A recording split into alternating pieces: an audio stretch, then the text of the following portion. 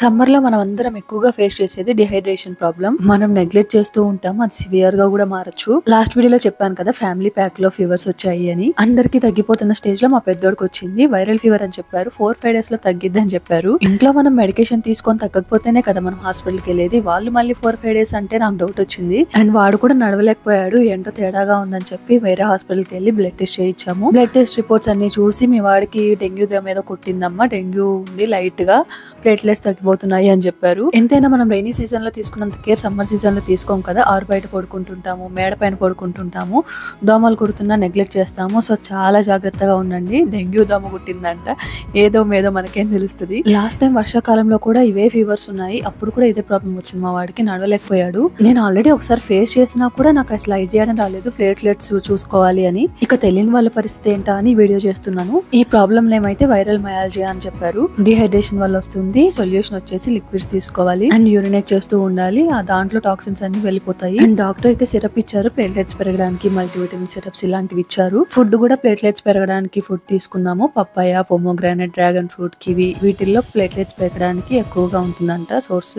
ఈ ప్రాబ్లం వల్ల టాక్సిన్స్ అన్ని ఒక మజిల్ లో ఉండేసి ఆ మజిల్ పట్టేస్తుందంట. వీడికి కాఫ్ మజిల్ పట్టేసింది. అలాగా లాస్ట్ టైం హెవీగా ఉండడం వల్ల సెలైన్ పెట్టేదాకా వెళ్ళింది సిచ్యువేషన్. ఈసారి ముందుగానే జాగ్రత్త పడ్డాము. ఆన్లైన్ లో వైరల్ మయాలజియా అని రీసెర్చ్ చేస్తుంటే మయోసైటిస్ అని ఏవేవో వస్తుంది. ఆటో ఇమ్యూన్ సమంత డిసీజ్ అనేది వస్తుంది. ఇదంతా కాదు, నేను ఫేస్ చేసింది నేనే షేర్ చేసుకోవచ్చు కదా, ఎవరికైనా తెలియని వాళ్ళకి యూజ్ అవుతుంది అని చెప్పి షేర్ చేస్తున్నాను. హెవీగా హెడేక్ రావడం, కళ్ళు రెడ్ గా అయిపోవడం, కళ్ళలోంచి వాటర్ రావడం, ఇలాంటివన్నీ ఫేస్ చేసాము. సొల్యూషన్ అయితే liquid food and solid food అండి. ఫుడ్ ఎంత బలంగా తింటే అంత మంచిది. అండ్ వాటర్ తాగుతూనే ఉండాలి. మేము సఫర్ అయిన దాంట్లో ఒక 10% చూపించాను. ప్లీజ్ నెగ్లెక్ట్ చేయకండి. నొప్పి వాడికే కానీ పేరెంట్స్ గా మనం ఎంత సఫర్ అవ్వాలో కదా వాడిని అలా చూస్తూ. సో వీడియో నచ్చితే లైక్ చేసి please me friends and family కూడా షేర్ చేయండి. Thanks for watching.